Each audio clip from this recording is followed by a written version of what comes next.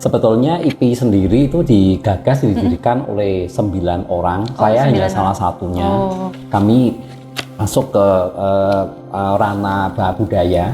Kami mempelajari batik Lasem, bagaimana melestarikan dan mengembangkan batik Lasem ya.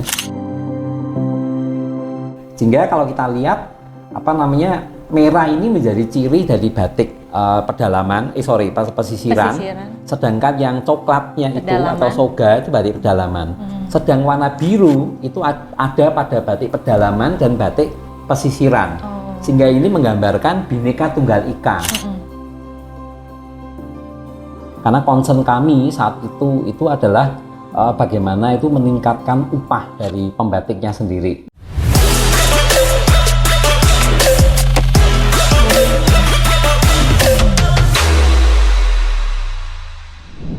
Salam kerjasama. Mitra Kemendagri sebagai warisan budaya bangsa yang diakui dunia, batik juga merupakan identitas bangsa Indonesia yang berbineka tunggal ika. Kebanggaan menggunakan batik di kehidupan sehari-hari juga harus diikuti dengan literasi batik yang dapat memberikan pengetahuan kepada masyarakat. Seperti apa teknik pembuatan batik, motif dan corak dari batik. Agar batik dapat teredukasi dengan baik kepada masyarakat Indonesia dan menjadi nilai tambah ekonomi tentunya bagi para pengrajin batik. Nah, lebih jauh seperti apa literasi batik dan bagaimana batik dapat digunakan sebagai alat pemersatu bangsa? Saya Iva Adelita, host pada program Orkes, akan berbincang terkait dengan batik dan usaha pengembangannya bersama salah satu peneliti ekonomi dan budaya, sekaligus sebagai Direktur Institut Pluralisme Indonesia, Bapak William Kwan. Langsung saja kita sapa beliau. Selamat pagi Bapak William. Selamat pagi Bu Iva. Apa kabar ya? Pak? Sehat? Ya, terima kasih. Bapak, hari ini kita akan berbincang-bincang mengenai batik nih Pak. Tapi sebelum itu kita pengen tahu nih Pak, sebelum Bapak aktif di IP dan dunia ekonomi serta budaya, apa sih yang menjadi pekerjaan Bapak sebelumnya? Ya, saya pribadi memang seumur hidup ya, sudah selesai kuliah itu memang menjadi peneliti sampai sekarang. Fokus saya itu di bidang ekonomi mikro, khususnya di microfinance dan UMKM. Namun kemudian saya mulai belajar untuk menjadi pekerja sosial atau relawan sosial. Jadi menjadi sukarelawan untuk membantu pengobatan, untuk mencari sembako untuk masyarakat dan seterusnya. Baru kemudian saya melanjutkan penelitian di bidang yang agak berbeda. Di luar ekonomi itu sendiri. Jadi sebelumnya Bapak ini juga sebenarnya peneliti ya Pak ya? Saya peneliti. Dari awal memang peneliti dan banyak terjun kepada masyarakat. Iya betul. Pak William, Bapak pernah mendapatkan penghargaan pelestarian batik. Boleh diceritakan nih Pak bagaimana itu penghargaan tersebut kepada Mitra Kemendagri? Sebetulnya penghargaan secara tidak sengaja aja saya peroleh dan itu pernah dua kali. Pertama tahun 2007 saya memperoleh penghargaan khusus untuk Danamon Award untuk pengembangan kewirausahaan sosial lah kira-kira di bidang batik. Kalau tahun 2010 saya memperoleh salah satu penghargaan sebagai champion dalam kompetisi kewirausahaan sosial yang diselenggarakan oleh British Council dan Arthur Guinness Fund gitu. Itu terkait dengan pelestarian batik yang kami lakukan di Lasem Rembang. Itu tahun 2010. Ya, cuma itu aja sih. Wah, itu sangat luar biasa Pak. Bapak sudah mendapat penghargaan untuk melestarikan budaya batik ya Pak. Pak, IP ini merupakan lembaga swadaya masyarakat yang concern dalam pengembangan dan pelestarian batik di Indonesia. Apakah IP ini Bapak yang menggagas? Sejak tahun berapa Pak IP ini berdiri? Sebetulnya IP sendiri itu digagas didirikan oleh 9 orang. Saya hanya salah satunya. Tetapi saya yang memang menjadi direktur untuk melaksanakan pelaksanaan misi IP itu dari tahun 2000 akhir ya. Tepatnya 27 Oktober tahun 2000 sampai sekarang. 2000 sampai sekarang. Ya. Kemudian apa Pak yang menjadi program-program dari IP? Kalau program IP pada hakikatnya itu bisa dilihat dalam misinya. Itu ada 3. Yang pertama itu melakukan studi dan pendidikan di bidang pluralisme atau pengelolaan kebineka tunggal ikaan di Indonesia. Kemudian yang kedua itu membantu untuk membangun jaringan sosial ekonomi dalam penguatan kesadaran Bhinneka Tunggal Ika. Dan yang ketiga itu adalah mendampingi generasi muda dalam pengetahuan dan pelaksanaan kesadaran kebinekaan Tunggal Ikaan tersebut. Ada 3 macam. Ada 3 visi dari misi dari IPI. Kalau untuk batik sendiri Pak, apakah IPI ini saat ini cuma concern di batik aja atau ada yang lain? Sebenarnya begini, dari tahun 2001 kami mulai melaksanakan tugas di IPI. Itu kami ada beberapa fase perkembangan program di IPI. Iya, Pak. Yang pertama itu dari tahun 2000 sampai 2001 ya, sampai 2003 kami masuk ke eksplorasi ya, sama melakukan terus studi lapangan dan juga itu observasi di bidang sosial melalui kegiatan donor darah untuk meneliti bagaimana hubungan antar pihak di dalam kegiatan donor darah. Baru kemudian pada periode 2 itu tahun 2004 sampai 2011 kami masuk ke ranah budaya.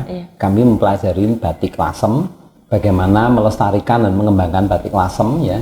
Dan kemudian dari tahun 2012 sampai 2016 itu ya kira-kira saya mulai belajar tentang ekonomi kreatif berbasis budaya dan kemudian baru kembali masuk ke ekonomi sehingga akhirnya kami sudah punya sebuah kesimpulan tentang ekonomi inklusif.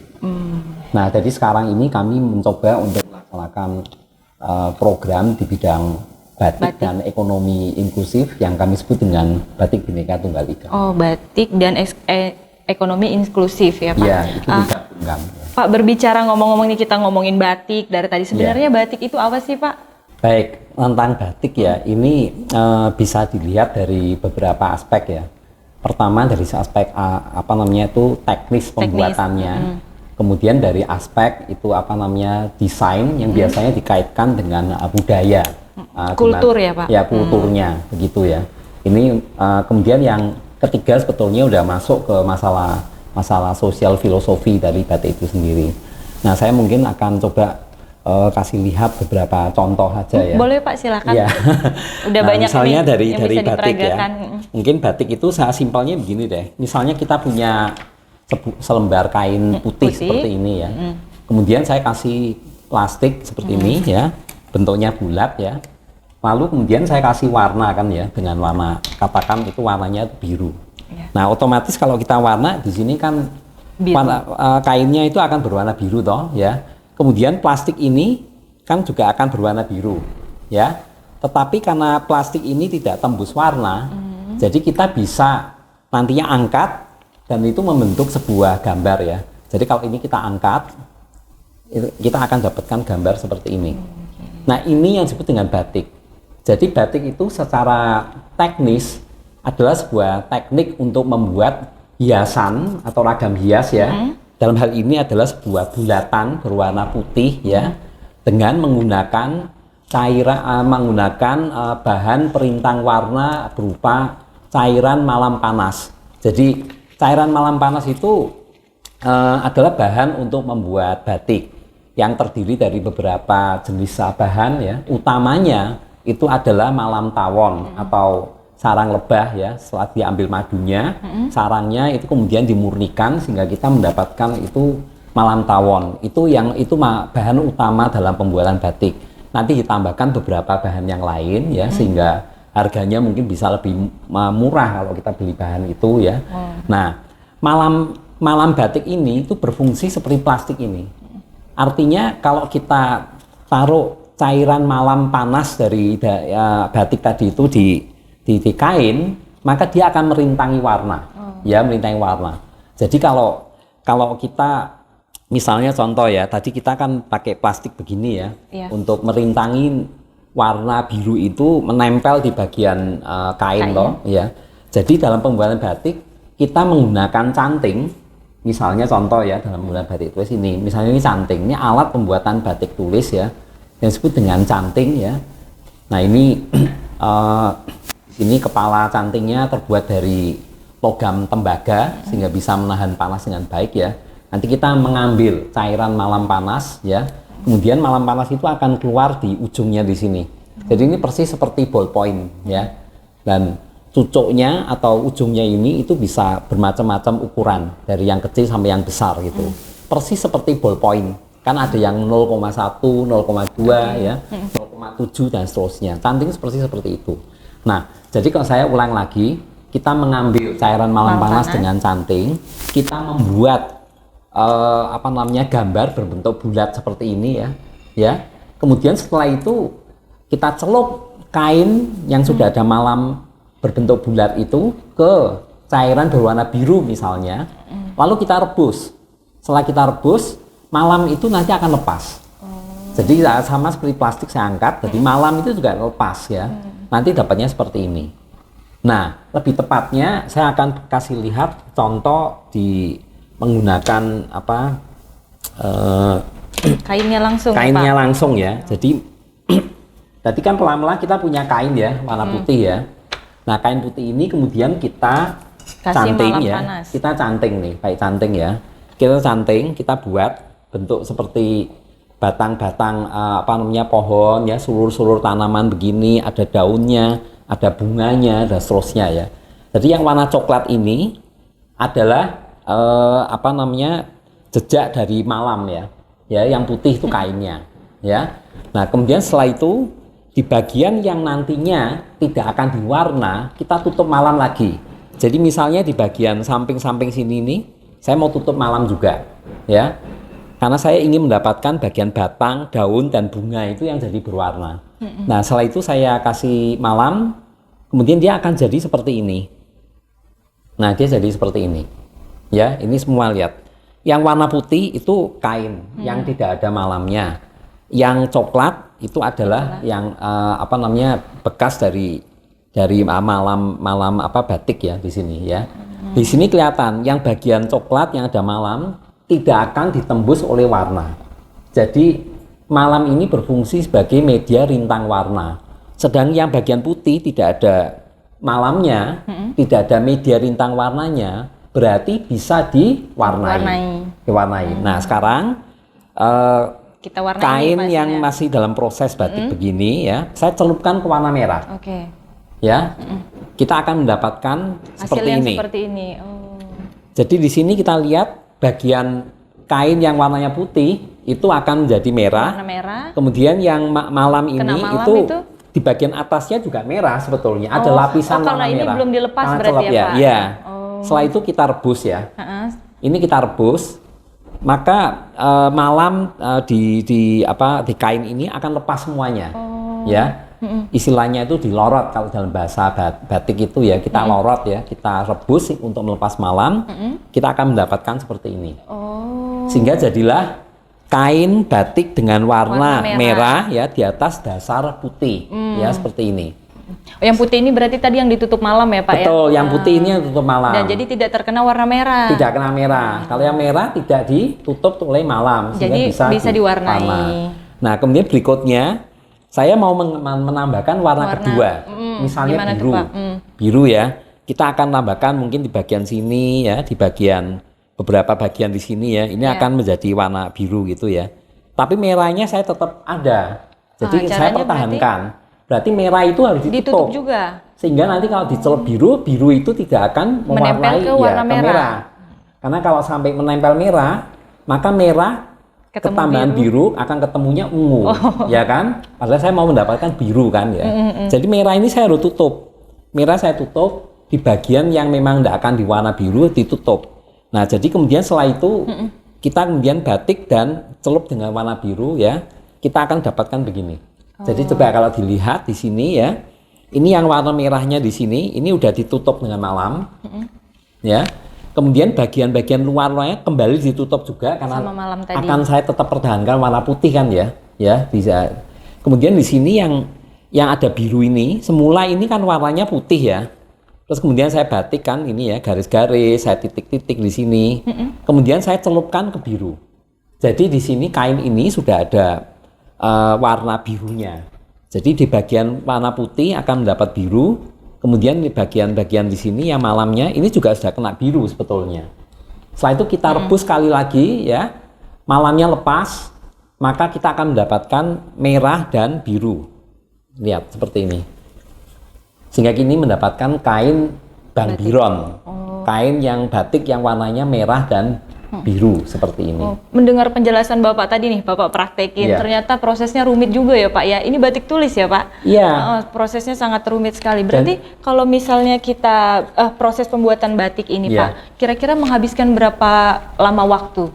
Oh, itu sangat tergantung dari tingkat kerumitan ya dan tingkat kehalusan dari batiknya.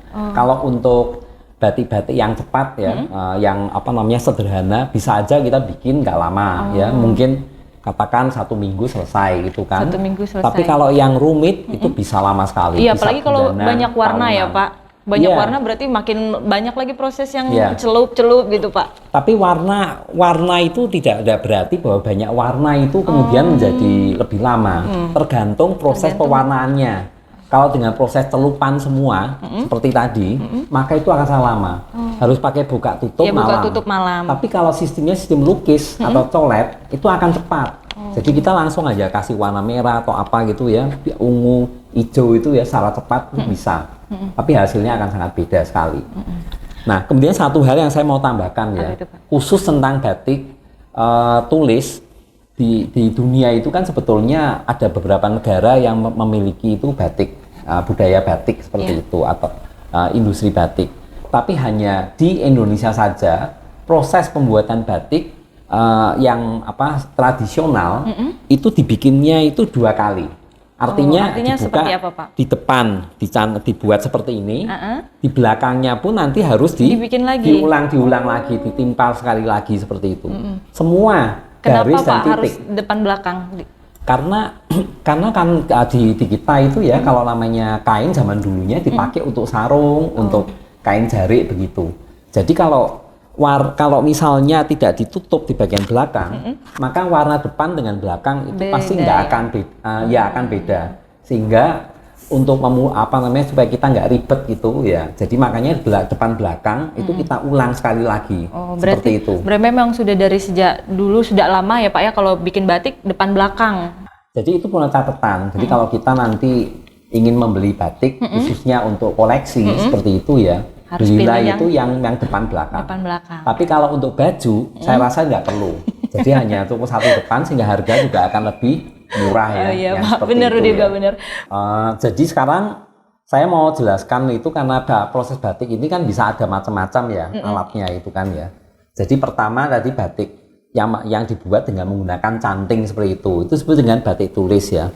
Nah kalau batik tulis karena menggunakan tangan handmade ya, maka hasilnya motifnya itu tidak akan ada yang sama. Semuanya pasti berbeda. Ini contohnya. Jadi kalau kita lihat motif seperti ini ya, seperti ini, motif ini dengan ini, semuanya akan beda sekali ya. Kita lihat. Ini adalah batik beda, Pak. Tulis ya, ya nggak ada yang sama ya. Ini batik tulis ya. Kemudian yang kedua kita menggunakan alat cap atau stempel ya, yang terbuat dari tembaga biasanya. Tapi sekarang udah ada yang dari kayu, dari kertas ya. Sudah semakin semakin banyak alternatifnya. Alatnya. Nah, kalau dengan stempel atau cap, hasilnya akan jadi seperti ini. Ya, kita lihat di sini misalnya ini motif kupu-kupu ya. Kupu-kupu. Kupu-kupu di bagian ini dengan bagian ini itu dicap dengan alat yang sama. Sehingga bentuknya sudah ada cetakan pasti kupu-kupu. juga kelihatannya sama. Kelihatannya sama, tapi tidak berarti bahwa 100% sama. Jadi ukuran, bentuk itu sama ya. Kenapa tapi Pak bisa nggak sama? Nggak sama karena dia ada media untuk rintang warna tadi kan bentuknya malam ya. Jadi ini kita lihat capnya itu kan ditempelkan ke malam tadi itu. Jadi kalau misalnya ditekankan dengan keras begini, dengan pelan sekali gitu ya, atau nggak kena, hasilnya kan lain, ya kan? Sehingga di sini bentuk garisnya itu bisa ada yang tebal, ada yang tipis ya. Bisa berbeda tergantung tekanannya. Tergantung tekanan. Dengan sini kita lihat ya dengan cap kalau bentuk sama, ukuran sama, tapi ada sedikit perbedaan, katakan samanya 90% atau 95%, maka itu adalah batik cap. Batik cap. Itu cap ya. Nah, nextnya, Sini Pak.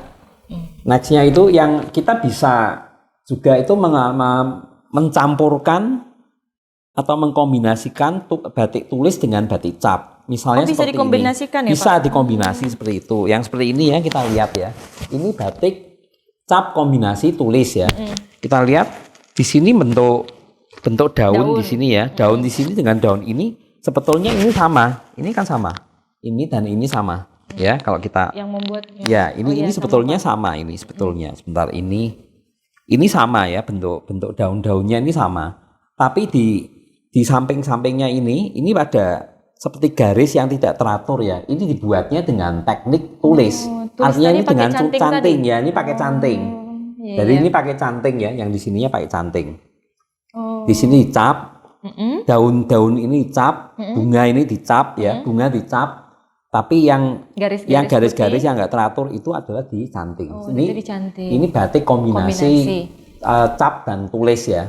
Dan secara tradisi yang diakui oleh kita di Indonesia itu sebagai kain batik adalah batik tulis yang dibuat dengan canting, batik cap dibuat dengan cap batik, dan kemudian ketiga batik kombinasi cap dan tulis. Dan tiga-tiganya menggunakan cairan malam panas sebagai media rintang warna. Jadi cairan malam panas, ada kata panasnya. Karena kalau nggak pakai panas, sekarang udah berkembang teknik printing dengan menggunakan itu malam yang dingin, tidak dipanaskan. Kalau printing? Ya, itu sebenarnya printing. Saya nanti sekarang saya akan masuk ke printing ya. Nah, kalau yang diakui di Indonesia 3 itu tadi ya Pak? Diakui ya Pak? Diakui sebagai kain batik. Diakui sebagai kain batik. Kalau yang printing itu disebutnya itu tekstil bermotif batik. Jadi hanya motifnya seperti batik, tapi tekniknya bukan teknik batik. Artinya tidak menggunakan canting, cap atau kombinasi alat itu, dan tidak menggunakan cairan malam panas sebagai media rintang warna. Misalnya contoh seperti ini ya. Ini printing ya. Kita lihat ya. Ini saya akan cepat aja. Kita lihat. Ini printing. Kita lihat ini rapi sekali ya. Jadi kalau kain printing ya, yang motif batik seperti ini, itu kesannya pertama yang kelihatan itu sangat teratur, rapi ya, seperti ini kan ya. Lihat ya. Ya, pertama itu. Kemudian yang kedua, kita balik aja belakangnya. Kalau kita balik belakangnya ya, ini bagian belakang di sini dengan bagian depan itu warnanya berbeda. Bagian belakang lebih muda ya, lebih terang. Ya, lebih muda. Kenapa? Karena warna pada printing itu hanya pada permukaan depannya saja. Belakangnya tidak. Berarti tidak sama warna depan dan belakang. Yang terang depan, belakangnya maka akan muda atau kurang terang. Kalau yang tulis dan cap atau kombinasinya itu kan depan belakang warna pasti akan sama. Gitu kan ya. Nah, kemudian ini contoh printing yang sudah jadi ya. Jadi bisa saja bentuknya itu desainnya mungkin bisa bagus ya, cantik batik ya. Tulis gitu ya, Pak. Seperti batik tulis ya, seperti ini ya. Seperti ini kalau kita lihat. Nah, ini kan cantik ya kita lihat ya. Ya kan? Iya. Tapi ini printing, rapi kan, lihat ya. Rapi ya. Terus garis-garisnya itu warna putih di garis-garis, titik-titiknya semua sama. Kalau di batik tulis dan cap, warna putih-putihnya ini ya, garis atau titik-titik yang putih pasti ada itu yang belum beda, tentu sama. Bisa ada yang retak, ada yang enggak ya, ada garisnya. Kalau ini semuanya itu sama. Dan ini kita lihat belakangnya, itu dia akan warnanya juga akan lebih muda. Ya, yang ini lebih tua, yang sebelah sini akan lebih muda ya. Ini lebih muda kan, lihat. Ya, ini yang bagian depan, ini bagian belakangnya ini lebih muda. Depan lebih tua ya. Ini sebagai suatu indikator ini adalah sebuah kain tekstil motif batik. Jadi ini adalah printing ya, printing batik yang sekarang itu orang bilang batik Cina gitu ya. Itu kan serbuan batik-batik yang dari luar ya, dari China ke sini. Nah, kemudian ada tadi saya menyebutkan printing dengan menggunakan malam dingin ya. Nah, ini bentuknya seperti ini. Oh, ini contoh aja. Ini printing menggunakan malam dingin. Malam dingin. Jadi motifnya itu dibuat dengan canting. Tetap ya. malam. Dengan canting ya. Dengan canting pakai screen ya. Screen kayak sablon begitu ya. Ini untuk bahan baju, jadi bentuknya nggak teratur ya. Ya, ini semua motifnya kalau dilihat itu motif batik tulis semuanya. Jadi nggak ada yang sama, ya kan? Tapi sesungguhnya ini adalah print malam, pakai malam dingin ya, sehingga ini sablon. Sehingga harusnya harganya memang jauh lebih murah dibandingkan itu yang batik apa namanya tulis, cap atau kombinasinya. Ini belakangnya biasanya nggak akan sempurna seperti ini bentuknya. Contohnya seperti ini. Nah ini contoh batik berdasarkan teknik pembuatannya itu seperti itu di Indonesia. Oh, itu batik berdasarkan teknik pembuatannya, Pak. Mungkin ada lagi yang mau Bapak tunjukin batiknya? Nah, kemudian kalau dari sisi kultur atau budaya ya, untuk memudahkan kita mengidentifikasi, karena dulu batik ini kan pada zaman Hindia Belanda itu berkembang utamanya itu kan di Pulau Jawa. Iya, Pak. Di luar Jawa itu hanya di Sumatera, ya, di Bengkulu dan di Jambi ya. Kemudian sebetulnya ada satu daerah di Sulawesi yaitu Toraja dulu sebenarnya punya batik dulunya. Nah, karena ini berkembang di Jawa, maka definisi ini berlaku di Jawa, tapi sekarang bisa dipakai sebenarnya untuk daerah lain. Nah, secara umum batik itu akan dibagi menjadi begini. Pertama, kalau kita lihat ya, itu ada batik yang warnanya itu seperti ini, ya. Ini warnanya itu ada gelap hitam. Sebetulnya ini komponen warnanya ada dua ya, coklat seperti ini yang disebut dengan soga, ya soga, dan kemudian biru. Biru, Pak. Nah, birunya di sini nggak kelihatan. Kenapa? Karena di sini biru dengan soga itu di mix sehingga akan mendapatkan hitam. Ya. Tapi komponen warnanya hanya coklat atau soga dan biru ya, ya seperti ini. Nah, kain seperti ini sangat identik dengan apa namanya budaya Jawa, sehingga ini identifikasi apa namanya etnik Jawa itu batik-batik yang seperti ini. Nah, kemudian kita lihat untuk batik yang seperti ini itu disebutnya itu batik pedalaman, ya. Dan itu ada dua varian utamanya itu. Pertama batik Jogja itu yang latarnya itu putih, backgroundnya putih, dan yang kedua batik Solo itu yang latarnya tidak putih. Ini kan warnanya agak seperti krem gitu ya, jadi ini nggak putih. Nah ini gaya Solo, ini gaya Jogja. Tapi dua-duanya itu warnanya hanya biru dan coklat ya seperti ini. Dan tidak ada menggunakan warna merah. Itu catatan. Kalau batik pedalaman tidak ada warna merah. Nah kemudian di kutub yang lain ada batik pesisiran seperti Cirebon, Pekalongan, Lasem, Batang ya. Apa namanya Madura segala macam itu ada warna merahnya. Sehingga sebetulnya seperti ini. Ini contoh, ini batik Megamendung dari Cirebon ya. Ini warnanya merah dan biru ya, merah dan biru ya. Sehingga kalau kita lihat apa namanya merah ini menjadi ciri dari batik pedalaman, pesisiran. Sedangkan yang coklatnya pedalaman. Itu atau soga itu batik pedalaman. Sedang warna biru itu ada pada batik pedalaman dan batik pesisiran, sehingga ini menggambarkan Bhinneka Tunggal Ika. Ikanya itu adalah yang biru. Sama itu biru, yang bedanya itu merah di pesisir ya, dan kemudian batik pedalaman itu warnanya itu coklat. Nah kemudian yang dua ini apakah berarti kemudian ekstrim begini ya? Tidak, ini bisa dikombin begini. Oh bisa dikombinasi. Ya. Berarti warna merah sama warna coklat. Ya, jadi bisa ini kan ada ini kan motifnya pesisir. Motif pesisir kan bisa dibikin warna sogan. Begitu pula motif seperti ini ya, parang, dibikin color seperti itu kan bisa ya. Ya. Atau ini di mix jadi satu gini. Kalau di mix maka dia akan menjadi batik yang kita kenal sebagai batik tiga negeri. Nah, ini contohnya seperti ini. Ini batik tiga negeri ya. Ini contoh ya, ini batik tiga negeri. Oh ada warna coklat, ada warna merah. Dan warna biru. Itu yang utama. Kalau yang lainnya itu si tambahan aja. Kecuali warna ungu nggak akan disebut. Begitu ada warna ungu, namanya sudah nggak tiga negeri. Apa Pak? Jadi batik empat negeri. Karena empat warna. Batik tiga negeri ungon. Batik tiga negeri ungu plus ungu gitu ya. Kalau batik tiga negeri sama batik empat negeri itu berarti dari daerah mana Pak? Pedalaman atau pesisir. Oh begini, karena ini kan mix ya dari dua apa namanya dua wilayah seperti itu ya. Jadi kalau kita tahu saat ini yang saya lihat ya secara tradisi ya, batik tiga negeri ini awal mulanya berkembang itu dari Solo. Dari Solo ya tahun 1910 ya. Nah itu mengkombinasikan apa namanya pekerjaan batik itu dari dua wilayah yang berbeda.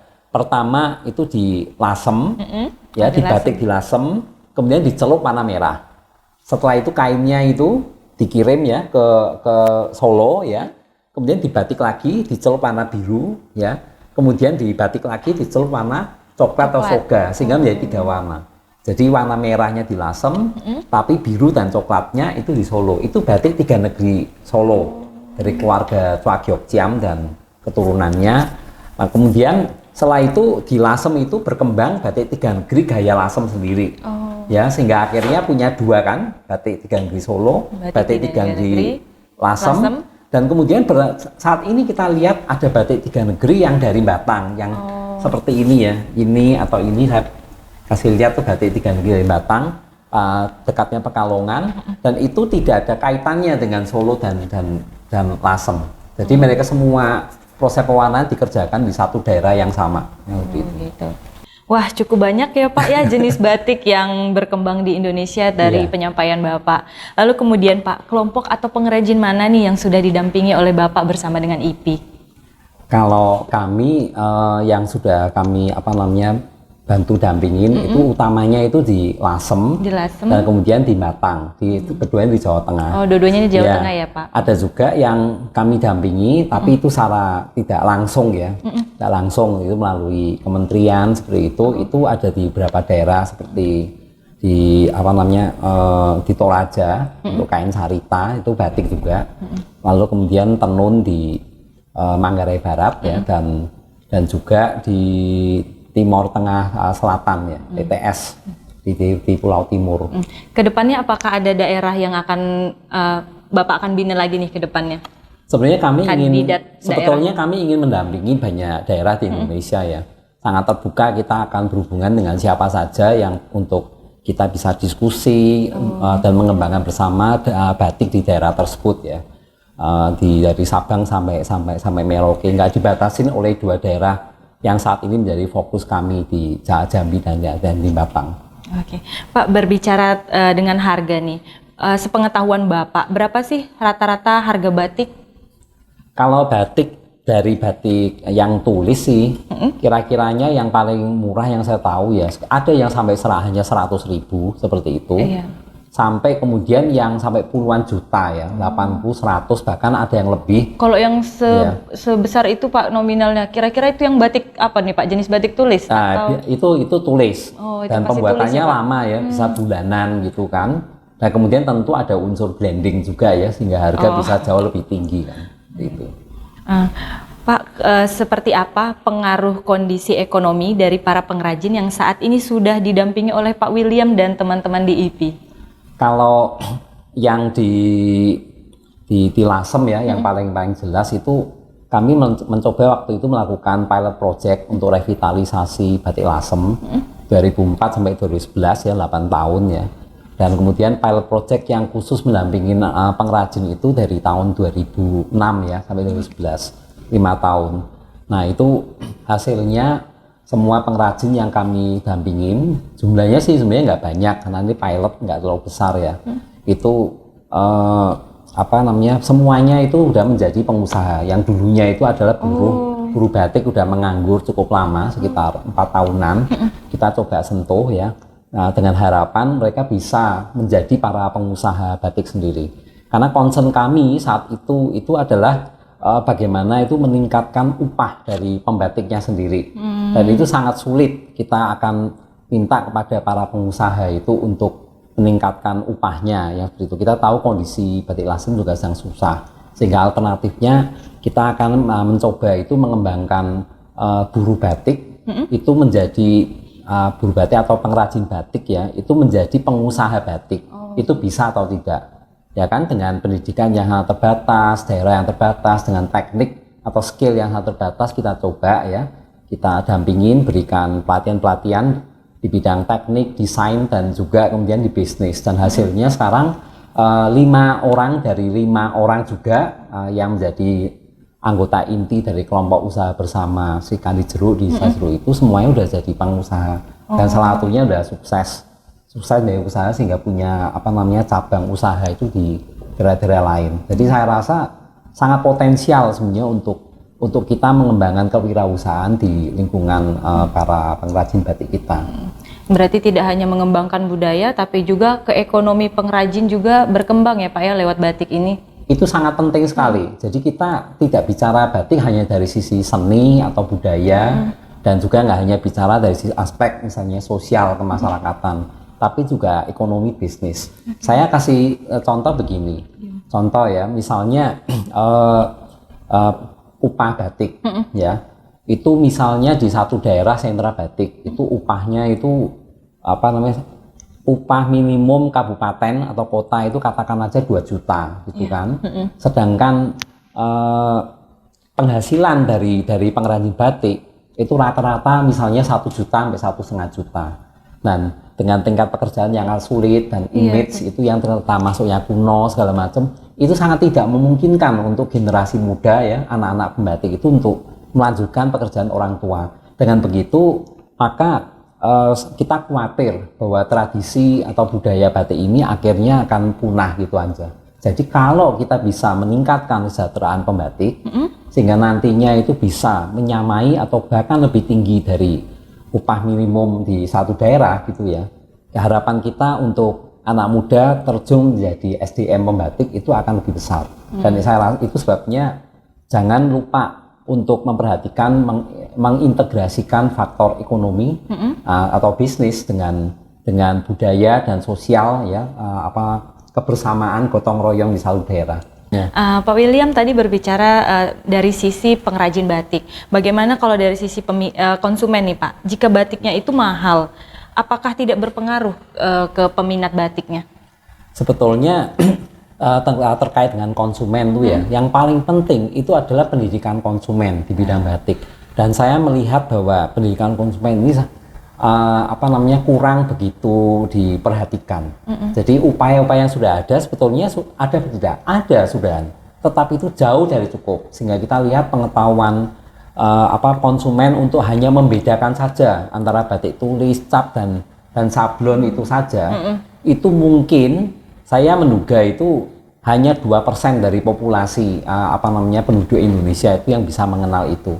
Nah, kalau konsumen tidak mengerti apa yang mereka beli, mereka tidak secara psikologis juga tidak nyaman dengan pembelian. Sehingga yang mereka lakukan cenderung hanya 2 cara. Pertama, itu tidak akan membeli karena dia nggak tahu. Dan kedua, membeli tapi ragu-ragu. Dengan begitu otomatis harga yang dia sepakatin ya, itu akan sangat rendah ya untuk menekan kerugian karena ketidaktahuannya dia. Misalnya saya contoh, batik tulis ditawarkan 150.000 pun ya, itu pasti akan ditawar sampai akhirnya menjadi 75.000. Kenapa? Karena untuk sablon atau printing mungkin bisa diperoleh dengan 50.000. Jadi makanya itu akan ditekan sekali itu. Nah, kalau pembatiknya kemudian melepas dengan harga demikian untuk mendapatkan uang cepat, udah otomatis harganya akan turun. Sebaliknya si konsumen pun juga susah akan mendapatkan nantinya itu batik-batik yang bagus ya di depannya. Jadi pilihan konsumen itu bersifat bebas. Konsumen bisa memilih batik yang murah sampai yang mahal ya. Tetapi mereka harus punya pengetahuan yang sangat cukup untuk bisa menentukan pilihannya. Berarti literasi batik ini sangat penting. Literasi batik sangat penting untuk konsumen ya Pak ya. Sangat penting. Dan menurut kalau melihat prakteknya, konsumen di Indonesia ini masih kurang memahami terkait dengan literasi batik. Betul sekali. Bisa dibuktikan kalau misalnya batik tulis aja kadang ditawar ya Pak ya. Kalau misalnya kita tahu bagaimana proses pembuatan batik tulis, itu pasti dengan harga yang begitu mahal, yang cukup mahal, itu sangat wajar seperti itu Pak. Ya, jadi kalau kita tahu sebagai konsumen, kita tahu persis bahwa oh ya ini betul batik tulis, nggak hanya percaya dari yang penjualnya toh ya, oh ya ini benar batik tulis dan saya tahu persis proses seperti apa, saya bisa memperkirakan kan harganya ya. Kalau misalnya tahu itu oh halus sekali, sampai bikinnya tuh bulanan atau tahunan, harganya sampai sekian juta. Kalau kemampuan membeli saya nggak sekuat itu ya saya pasti nggak akan beli gitu ya. Tapi saya tahu persis ini tulis gitu kan, ya kan? Kalau menurut Bapak literasi batik seperti apa yang dibutuhkan konsumen di Indonesia? Saya rasa kita membutuhkan literasi batik itu yang didukung oleh banyak pihak, mulai dari pemerintah, dunia usaha, masyarakat, ya, media, dan juga itu lembaga pendidikan seperti perguruan tinggi, pendidikan menengah dasar gitu ya, itu semuanya penting untuk bergerak ke sana. Dan perlu menggunakan sarana-sarana komunikasi secara offline ya di lapangan untuk langsung praktek batik, kemudian lihat pegang kain batik. Kemudian juga yang sifatnya digital, yang online, karena sekarang kan digital sangat berkembang ya, sehingga kita pasti harus mengembangkan pendidikan batik itu secara online ya, video ya, menggunakan teknologi ya Pak ya. Ya termasuk podcast seperti ini segala macam perlu dikembangkan. Kalau usaha yang akan IP lakukan nih Pak untuk literasi batik apa Pak? Untuk saat ini itu kami sedang mencoba itu mencari sebuah model itu untuk literasi batik. Untuk itu kami ada pilot project bersama dengan Kemendagri ya, yang disebut dengan Batik Bhinneka Tunggal Ika. Tujuannya itu selain mengembangkan Kebhinneka Tunggal Ikaan dalam masyarakat, juga kita ingin mencari model merevitalisasi batik di satu daerah, khususnya di bidang itu literasinya. Yang nantinya itu kita bisa membantu para generasi muda dan masyarakat luas di daerah tersebut maupun di luar daerah yang menjadi konsumen atau pemerhati gitu ya, untuk mendukung proses revitalisasinya. Dengan begitu memang nanti kelak kita berharap bisa ada aneka materi seperti kurikulum pendidikannya, kemudian pelatihan dan seterusnya itu yang bisa kita berikan pada pengrajin dan juga pada masyarakat umum termasuk generasi muda. Pak William, apakah dengan program Batik Bhinneka Tunggal Ika ini merupakan salah satu cara IP untuk mengembangkan literasi batik? Ya, betul sekali. Batik Bhinneka Tunggal Ika ini sebuah program yang digagas IP dan bekerjasama dengan Kemendagri, Direktorat Jenderal Politik dan Pemerintahan Umum Polhum, dan juga dengan pihak donor ya. Dan pilot projectnya kami lakukan di Batang, Jawa Tengah, dan kemudian di Kota Jambi, di Provinsi Jambi. Dan ini melibatkan berbagai stakeholder di dua daerah tersebut, ya, plus satu daerah yaitu nantinya dengan Jakarta, dengan target utama itu generasi muda. Dan kemudian kita mencoba mengembangkan literasinya itu melalui proses capacity building atau pengembangan kapasitas dari anak-anak muda itu di bidang batik ya, dan juga mengembangkan literasi batik itu masyarakat di daerah tersebut maupun di Indonesia secara umum.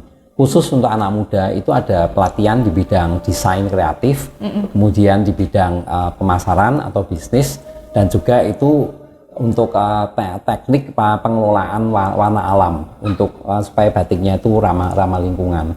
Dengan begitu yang disebut dengan literasi batik itu memang harus meliputi itu banyak aspek, dan itu harus dikemas dari satu, kemudian dilaksanakan secara interaktif sehingga nanti mulai dari satu kegiatan itu bisa berkembang ke aneka rupa. Kami ikut mendukung sebagai katalis dalam pengembangan kegiatan di Batang dan di Jambi tersebut.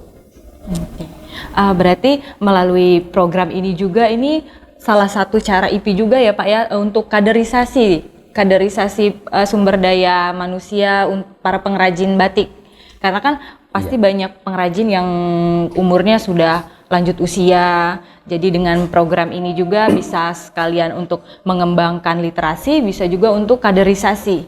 Iya, betul sekali.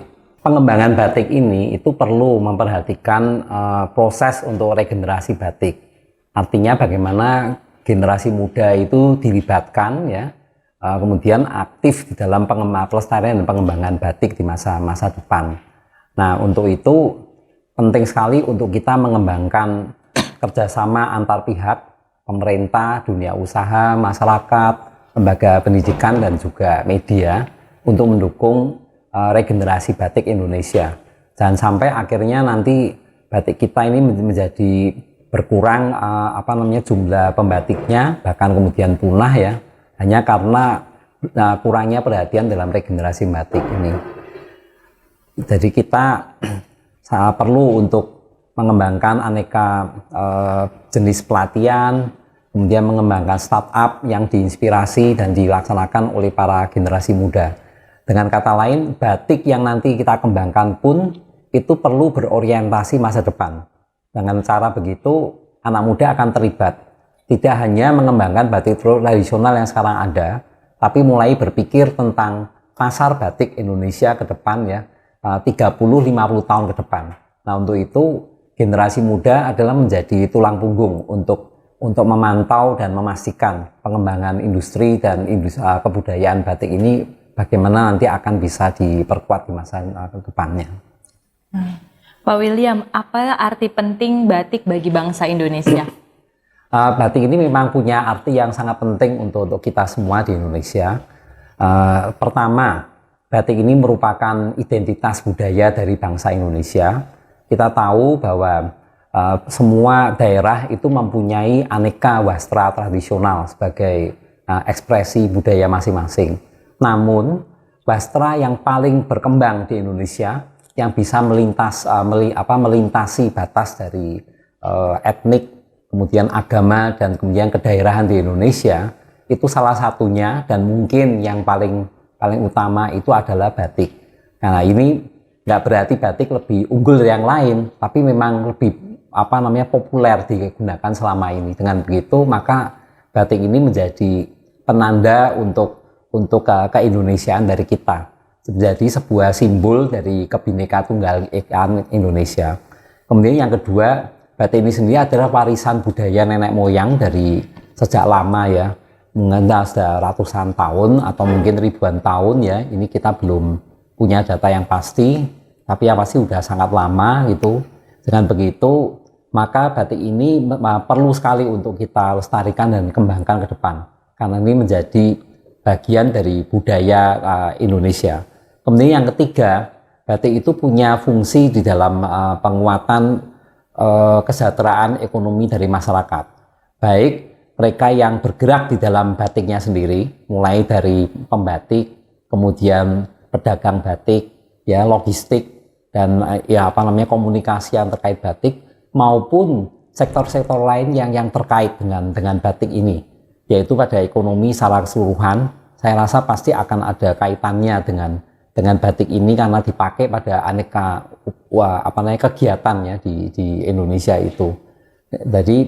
Jadi kita lihat minimal ada 3 fungsi utama itu, dari sisi ekonomi, kemudian di sisi kebudayaan, dan ketiga dari sisi kebangsaan kita. Batik memang sangat penting untuk kita kembangkan. Begitu penting ya Pak arti batik bagi bangsa Indonesia, dan tentunya harus diimbangi oleh kesejahteraan para pengrajin. Lalu kemudian nih Pak, apa saja yang bisa kita lakukan untuk meningkatkan kesejahteraan pengrajin batik? Kalau untuk kesejahteraan pengrajin batik ya, pertama ya pasti harus ada semacam political will atau keinginan kuat dari semua pihak untuk meningkatkan kesejahteraan dari pembatik itu sendiri. Itu mulai dari pemerintah, kemudian juga pada para pengusaha yang di bidang batik ya, untuk selalu memperhatikan kesejahteraan pembatik. Nah, kemudian untuk pembatiknya sendiri itu perlu sekali diberikan aneka macam edukasi ya. Mulai dari sisi teknisnya agar mereka punya skill yang lebih baik sehingga nantinya juga bisa mendapatkan pendapatan yang lebih tinggi.